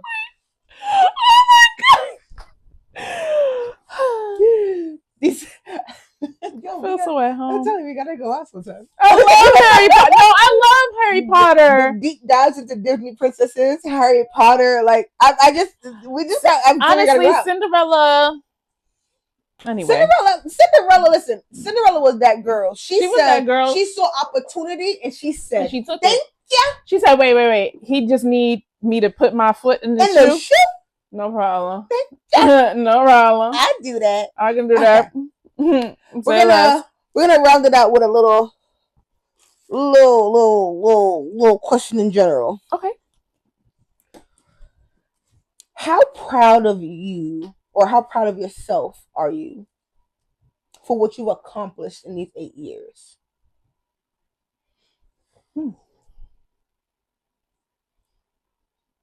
And like in a way of what would 15, 16-year-old Kanika say to 34-year-old Kanika right now? Damn, bitch. Wow. As she should. You did that? Okay. She would also say, you're not done though. Because, and that's why I always get stuck with questions like this, like what would younger Kanika say? Younger Kanika was very hard on herself. And, you know, my mom, not necessarily my mom was very forgiving with what I did in my life. My father, not so much. And just my background, 2 different backgrounds, True. Southern and Caribbean. Yeah. So the Caribbean side was like, excuse me, that's that. You need to do more. Yes. And the Southern side was like, I think you did a lot. You know, in Living Color? Yes. And the Jamaican family yes. where they have 500, 600, 700 jobs. Yes. And he How was many like, jobs I got do you have? 4 jobs. 4 jobs. Right. I have 16 jobs. That is crazy. And there was a point where I did have about 3 jobs. That's crazy. Yeah, that's how I could afford to get a car. That's how I afford to get an apartment, things of that nature. But yeah, definitely 15-year-old Kanika would be like, wow, you lived a lot. Yeah. You did a lot. I think the better question would be like 20-something-year-old Sure, Kanika. yeah. What would she say? She would definitely say, oh shit, you did the things like getting your own car, getting your own apartment, having that long-term relationship, building a brand, getting your credit together, going back to school, becoming whatever you did in your 9 to 5. And you reach that point in your 9 to 5 where you are up there. Yeah, that's your shit. You are there, girl. I mean, you could go further, but you are there, girl. Whatever it is that you thought, you was like, fuck, those times where you would, in the middle of your shift, like, fuck this shit, You're actually there. So they actually turned out to be worth something. Yeah, it turned out to be worth something. So like for me, giving that grace to myself that I didn't give back then, I was definitely a workaholic. I would say that. And I definitely turned down a lot of relationships that I could have built. I didn't care to because I was more so focused on money. Yeah, I got to get that money. So now I'm just like, oh, I think I'm good now. And that's an uncomfortable feeling for me. A lot of us don't understand being okay because you do kind of come from a survival instinct to some mindset, some sort of scarcity mindset of some sort normally.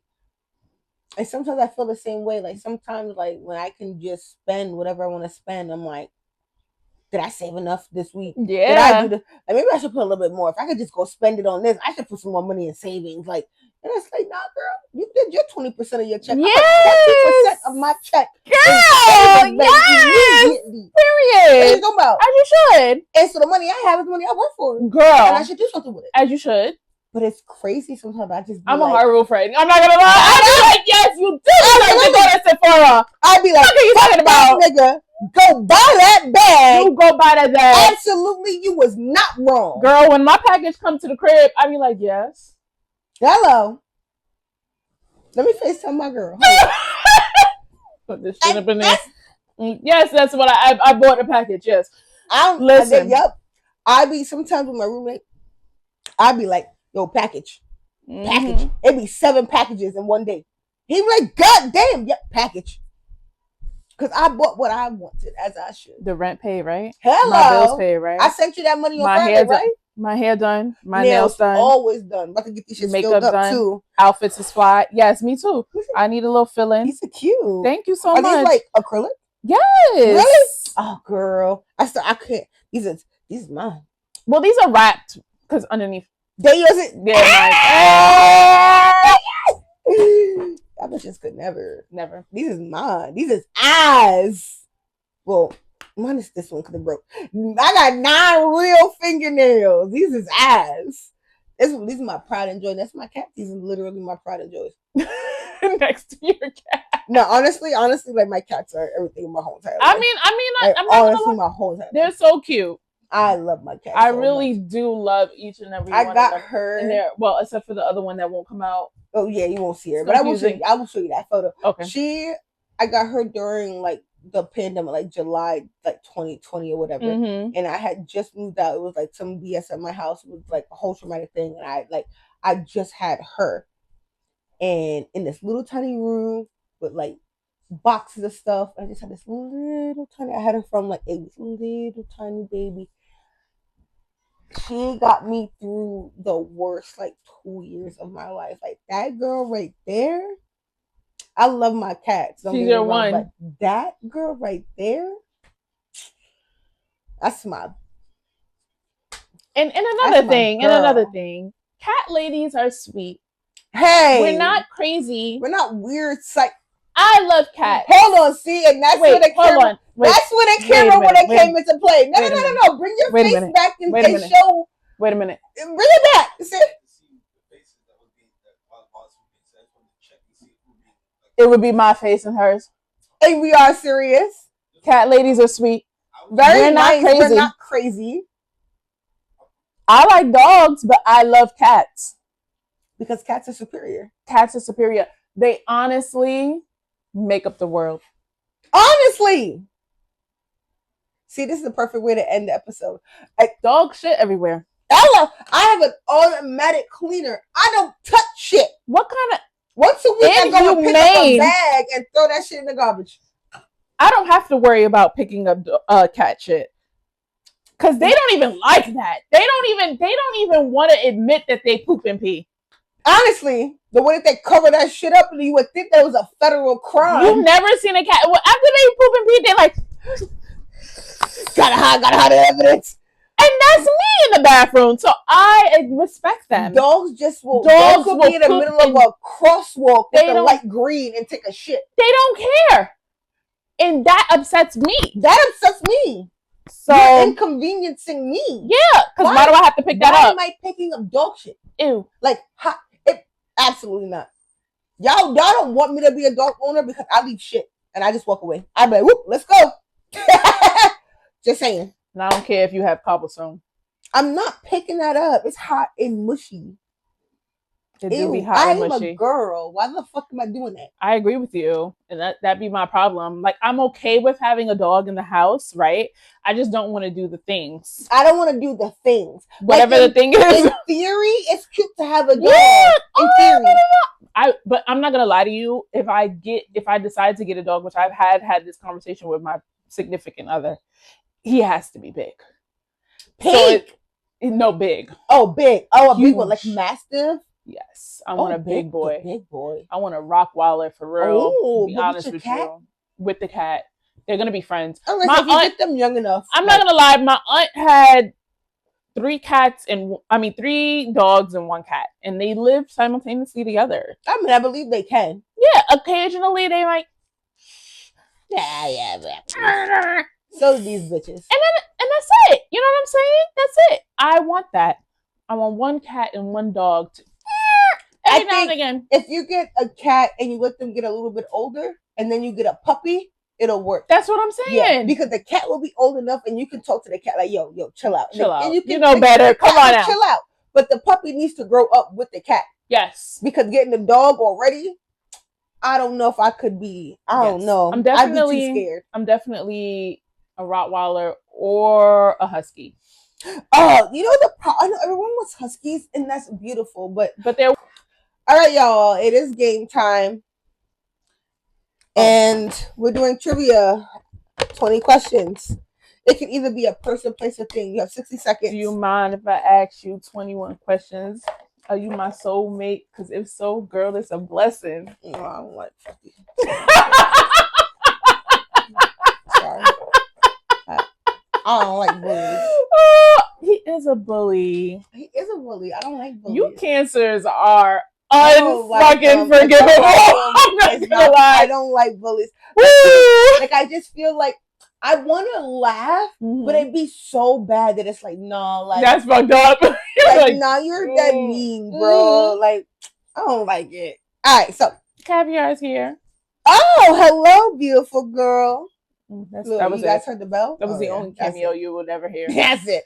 How come you was nice to X and you didn't come see me?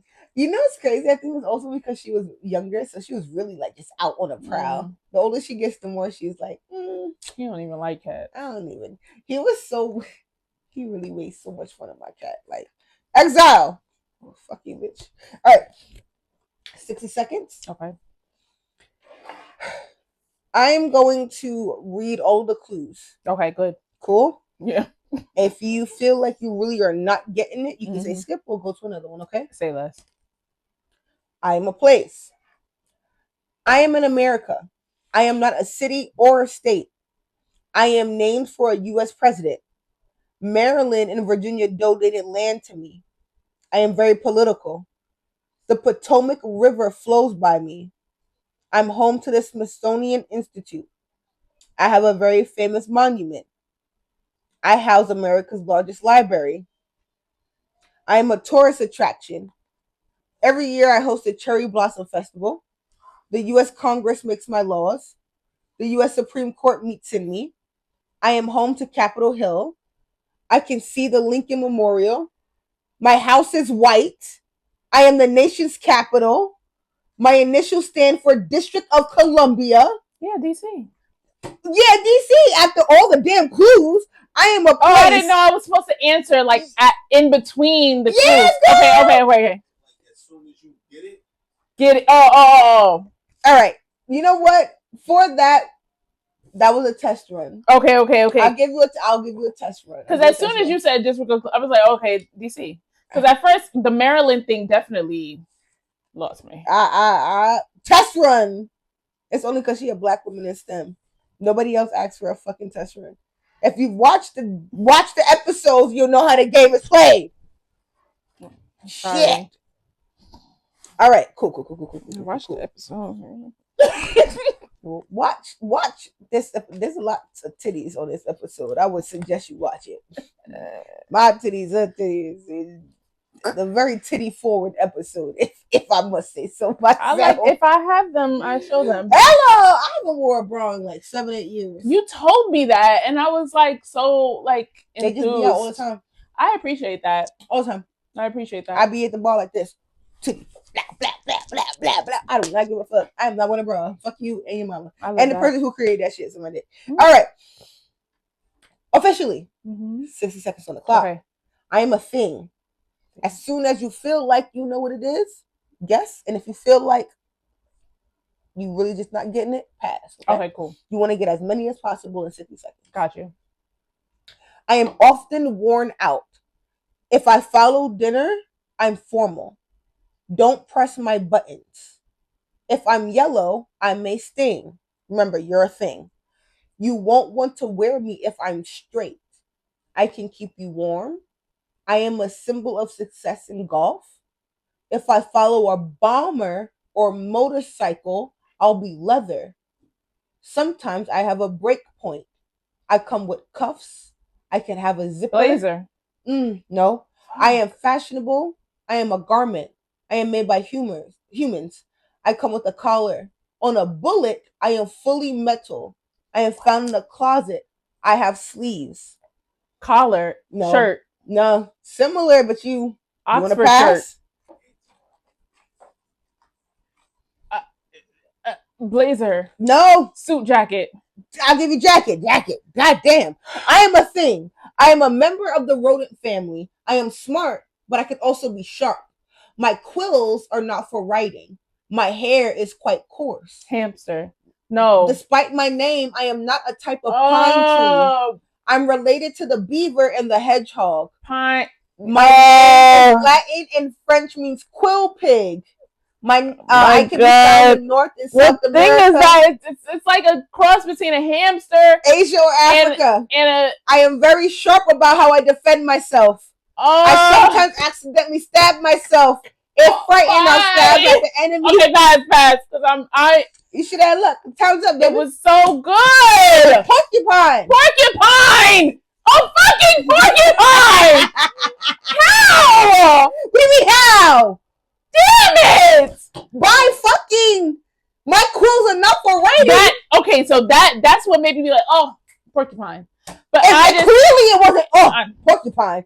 I was thinking hamster, and then I'm thinking like the visual. So for me, I'm a visual thought person. I want to hear. I see what the answer is. I just don't know how to say it. Gotta work on that with trivia, girl. I knew I was gonna fail this. Honestly, she said that, but she said, "God damn it, I knew it was gonna be trivia." For those of you who plan on being on the show this season, it is trivia. I'm not good at trivia. So, I'm not gonna be honest. And you're gonna get 60 seconds. Yes, it's quick. Gotta be smart. I talked to you for an hour and a half. You got 60 seconds before I kick you the fuck out. So, okay. So, you want to let them know where we can find you? If you have anything new coming up, what's going on? Talk to the people. Honestly, I'm going into hiding because I didn't know what a porcupine was. I'm going into hiding. Nobody follow her. Nobody look her up. Nobody follow me. Nobody look me up. All social media will be deactivated. See me in the streets. Need a couple of days to hide in shame. You might see me with her at the bar, but that's not it. I'm saying, yo, I be serious. I am serious. We're gonna exchange numbers. Yes. Because I ain't got no friends. I can have a friend. I'm serious. Yes. Respectfully, though, I can't really get out to Long Island, so I'm not going. I live in Queens, girl. Oh, I forgot. I forgot. Okay. And I drive. Where are things though? Springfield. Oh, that's not bad. That's like 77, the Q77 or some shit like that, right? I don't know what the bus is. Oh, you don't do buses. That's why I forgot. I think so, though. I'm pretty sure. Right? The J train take you to... J train? You mean the last step on the J train and then you got to get on the bus? True. Which I would... You can take the N4 over to me. You can, yeah. How about that's what we would do? I would take the train to the closest stop of you. Yeah. And then we can link up. There we go. Because I'm not getting on the bus. I'll tell you that right there. You get on the bus. I would like to go fancy dancy Long Island though. Oh, I forgot. Wait, you would take me to the hood, right? Freeport and Bowling. Girl, stop, please. I would take you to the fancy spot in Long Island. Valley Stream. Like, yo, I don't really count high school exes no more because like high school, but I got a high school ex out there. Where in Valley Stream? Yeah. I don't know anybody from Valley Stream. The guys used to come and he was like Jamaican. They were not great. He was like 5'9". Nobody cared about him. I will take you. I can take you to Freeport, but it's predominantly Hispanic. Oh, why not? Oh, that's like taking me to Jackson Heights. Yes. I love me a video taco. I don't Muy rico.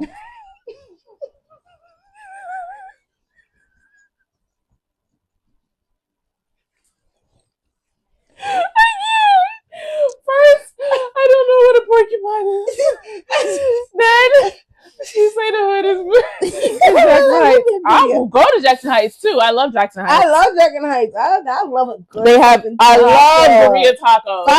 But no, you can get a burrito taco here. Over here though, yeah. I'm in like what they call little Spanish. Yes, girl. Little Ecuador is what it's called.